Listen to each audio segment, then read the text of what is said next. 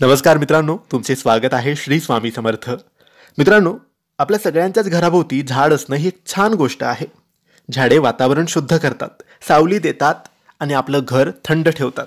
त्यासोबत वास्तुशास्त्रामध्ये काही झाडं लावावीत, काही झाडं लावू नये असं सांगितलं जातं.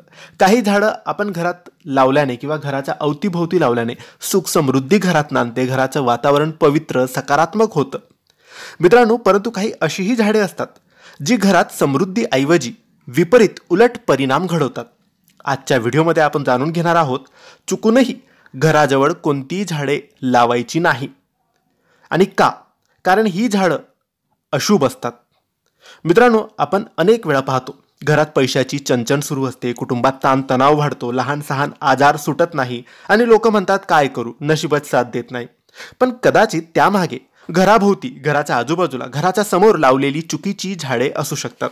म्हणून मित्रांनो, तुम्ही तुमच्या घराच्या समोर आजूबाजूला बघा, चुकून काही झाडं लावलेली आहेत का, आणि ती असतील तर लगेच काढून टाका. मित्रांनो, काही झाडं वास्तुशास्त्रामध्ये नकारात्मक मानली गेलेली आहे, म्हणून ती झाडं आपण आपल्या घराच्या अवतीभोवती आजूबाजूला अजिबात लावायची नसतात. आता कोणती झाडं आहेत? तर ही झाडं आहे चिंचेचं झाड, कॅक्टस, मेहंदीचं झाड, लिंबूचं झाड. हे आपण आपल्या घराच्या अवतीभोवती आजूबाजूला लावायचे नाही. त्यासोबत कोणतेही काटेदार वृक्ष, ज्या झाडाला काटे असतात ते झाडं सुद्धा आपण आजूबाजूला घराच्या समोर लावायची नाही. पिंपळाचं झाड, केळीचं झाड हे सुद्धा आपण लावायचं नाही. कोणती वनस्पतीमधून जर दूध, सफेद द्रव्य निघत असेल तर ते सुद्धा आपण घराच्या अवतीभोवती लावायचं नाही. अशी झाडं घरात अशांतता आणि दरिद्री पसरवतात. मित्रांनो, आपण बहुतेकदा वास्तुशास्त्राचे नियम न पाळता फेंग शुईचे नियम पाळतो. आता फेंग शुई म्हणजे चायनीज वास्तुशास्त्र असतं. आपल्याकडे जे हिंदू वास्तुशास्त्र असतं तसं चायनामध्ये फेंग शुई असतं.